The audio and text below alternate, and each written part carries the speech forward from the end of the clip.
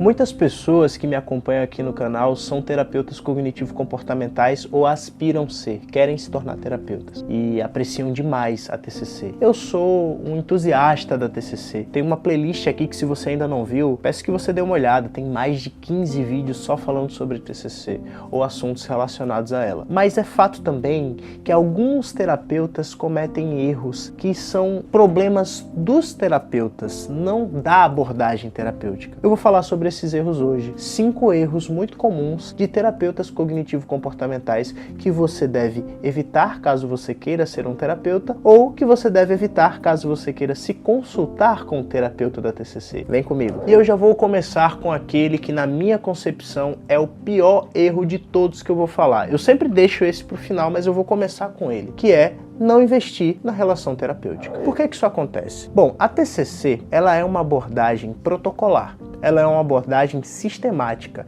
que tem passos para quase tudo que você se propõe a fazer. Tem uma estrutura para a primeira sessão, uma estrutura para a segunda sessão, uma estrutura para as sessões finais, quando você já quer dar alta para o paciente. Então, às vezes, o terapeuta ele fica extremamente engessado.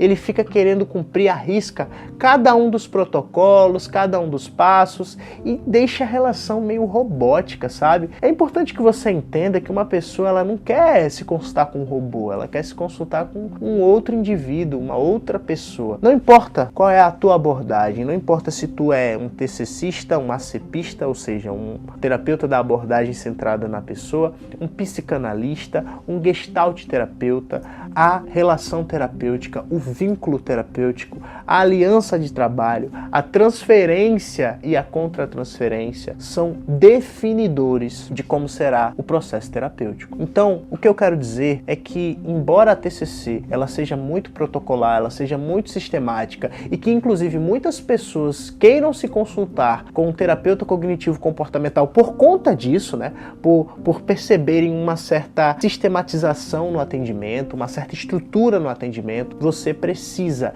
investir muito na relação terapêutica. Você precisa olhar no olho do teu paciente, você precisa se interessar genuinamente pelo teu paciente, você não pode se dispersar, seja no atendimento presencial, seja no atendimento online, com outras coisas enquanto você está atendendo o paciente, porque a relação terapêutica, ela é talvez o aspecto mais importante de um processo terapêutico, independente da abordagem. Esse é um erro que muitos terapeutas cognitivo-comportamentais eles cometem. Eles acham que simplesmente por terem o passo a passo, por terem o protocolo, eles não precisam investir tanto na relação terapêutica como as abordagens humanistas, por exemplo. Lê do engano. Para você ser um terapeuta cognitivo-comportamental de excelência, você precisa saber se relacionar muito bem com o seu paciente. Sabe como foi que eu aprendi até um pouco mais sobre a importância da relação terapêutica? Lendo o livro Tornar-se Pessoa, do Carl Rogers. Mas quando eu falo isso, talvez alguns terapeutas cognitivo-comportamentais mais puristas,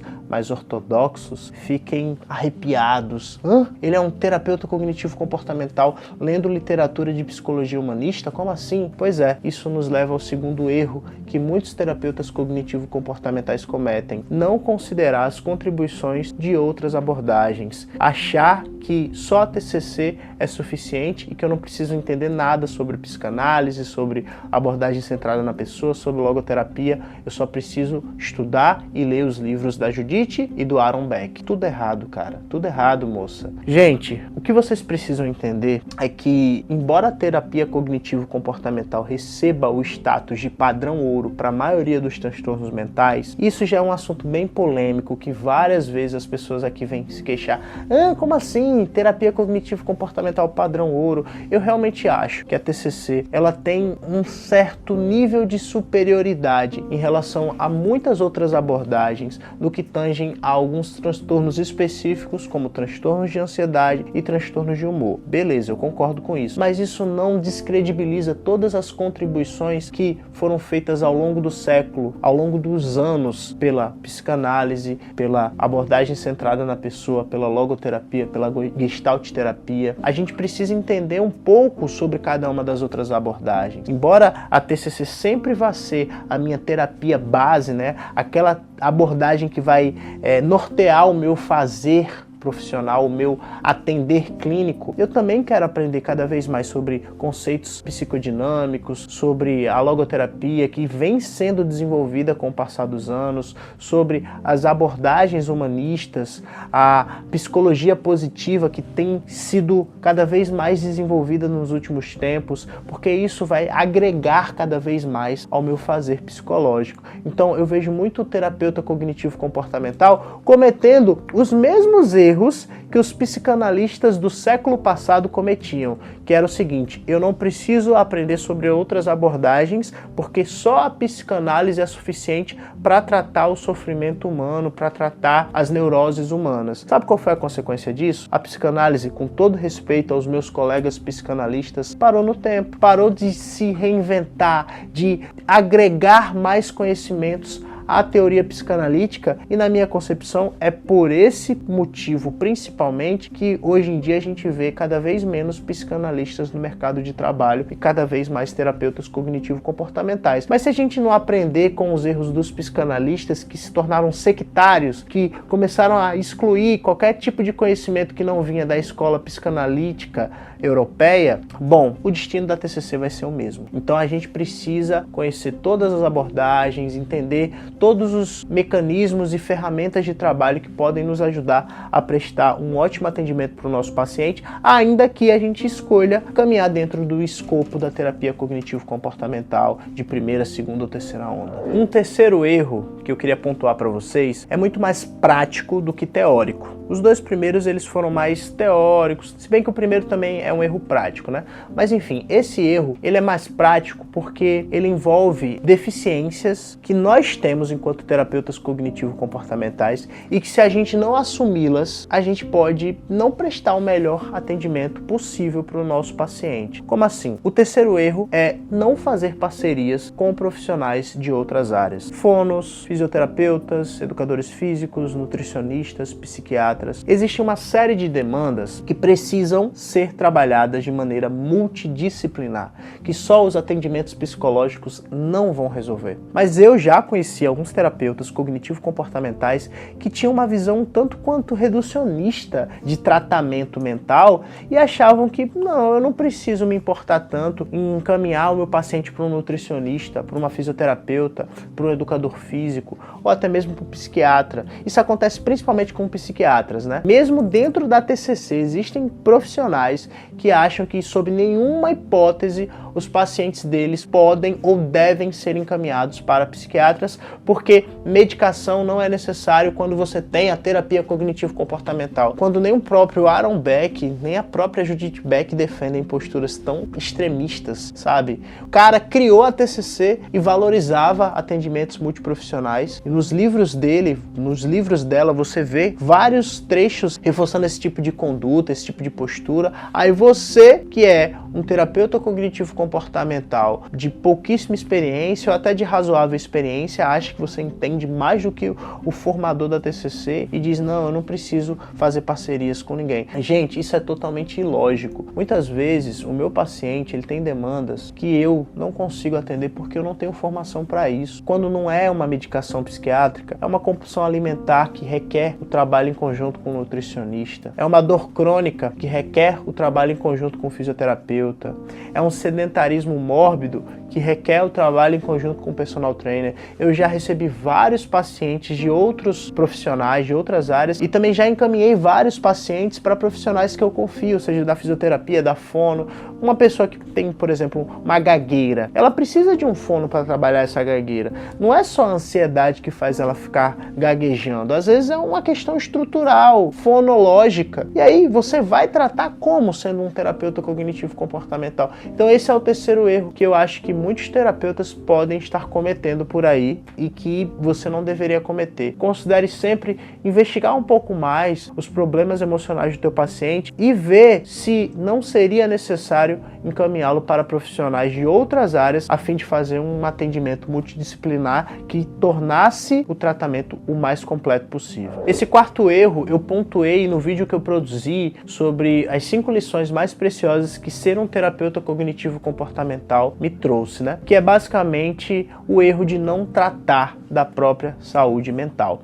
A gente trabalha com enfrentamento de distorções cognitivas. O que se busca na terapia cognitiva comportamental é o processo de reestruturação cognitiva do nosso paciente, que muitas vezes, por conta dos seus pensamentos disfuncionais, tem alimentado transtornos de ansiedade, transtornos de humor, inabilidades sociais, enfim. Mas a gente não considera muitas vezes que nós mesmos somos pessoas, nós somos gente e nós somos vulneráveis e propensos a fazer distorções cognitivas, principalmente no que tange ao nosso fazer profissional, ao nosso trabalho enquanto terapeuta cognitivo comportamental. Eu vou dar um exemplo para vocês. Esses dias eu estava conversando com uma colega da TCC, que eu sempre admirei, inclusive, porque eu sempre achei ela muito técnica, muito ética, com um domínio da TCC muito grande, que muitas vezes até eu achava que não tinha tanto domínio quanto ela. E batendo um papo, né, eu descobri ela falando para mim que se achava extremamente insegura. Detalhe, é uma terapeuta experiente,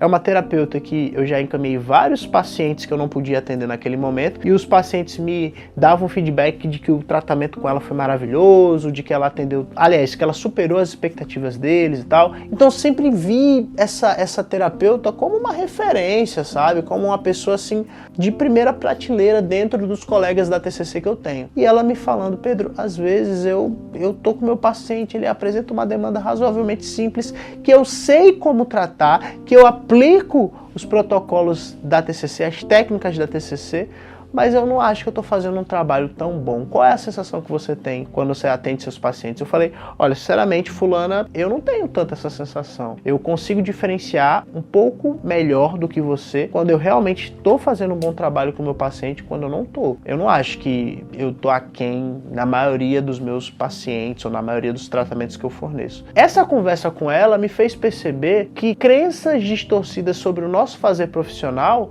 afetam não somente terapeutas inexperientes, terapeutas que estão começando agora na caminhada, mas também terapeutas experientes, que têm vários feedbacks positivos e que ainda assim se sentem aquém daquilo que deveriam. Eu acho, gente, que a gente precisa se atentar sempre à nossa saúde mental, às nossas próprias distorções cognitivas. É aquele ditado, eu gosto muito de falar sobre ditados, mas eu acho que ditado tem aquela pitada de sabedoria, né? Em casa de ferreiro, espeto de pau, né? Muitas pessoas, elas são ótimas terapeutas, mas das duas uma, ou elas têm a vida pessoal muito bagunçada, ou elas não se enxergam como ótimos terapeutas, e isso faz muitas vezes com que elas não consigam avançar, sabe? Que elas não consigam, por exemplo, valorizar mais o seu próprio trabalho, porque elas acham que, poxa, eu não sou tão bom quanto aquele psicólogo que eu admiro, aquela psicóloga que eu sigo, enfim. O quarto erro é não trabalhar as próprias distorções cognitivas e não cuidar da própria saúde mental. O quinto e último erro que eu queria trazer para vocês é um erro que pode afetar todo e qualquer profissional, não somente um terapeuta cognitivo comportamental, mas como eu estou falando sobre esse profissional em específico, eu acho que vale a pena aplicar esse erro para nossa classe profissional, que é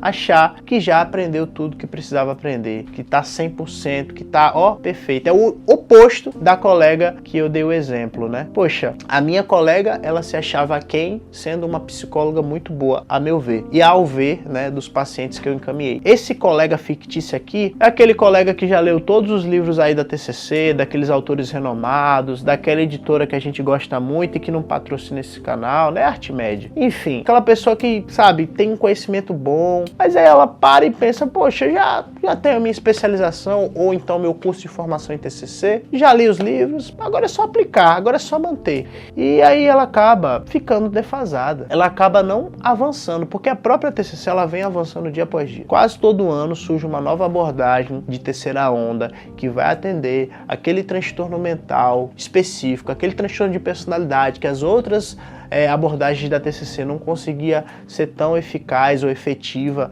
no atendimento. Enfim, o ser humano está em constante desenvolvimento, as abordagens terapêuticas também. Se você já leu todos os livros clássicos da TCC, eu acho difícil, mas se você já fez isso, poxa, vai estudar sobre psicopatologia, vai destrinchar a 5ª versão revisada do DSM, sabe? Vai aprender sobre neurofarmacologia, que é um assunto extremamente importante. Eu mesmo preciso estudar mais sobre isso, sabe? A gente não recebe recebe, nós que somos psicólogos, não recebemos formação quase que nenhuma na nossa graduação sobre neurofarmacologia. O que eu sei de neurofarmacologia eu aprendi na minha pós de neuropsicologia. A pessoa sempre vai ter alguns assuntos para aprender no sentido de melhorar o próprio atendimento. Mas aí aquela pessoa que já estudou bastante sobre a TCC, ela fica acomodada e fica pensando, não preciso mais, né? Agora é só atender. Você acaba cometendo um erro crasso de não se desenvolver e pode ter certeza que é questão de tempo para você ser passado para trás. Esses são os 5 principais erros que eu acho que terapeutas cognitivos comportamentais cometem e que você não deveria cometer se você quiser ser um terapeuta da TCC de excelência. Eu busco não cometer esses erros e recomendo que você faça o mesmo.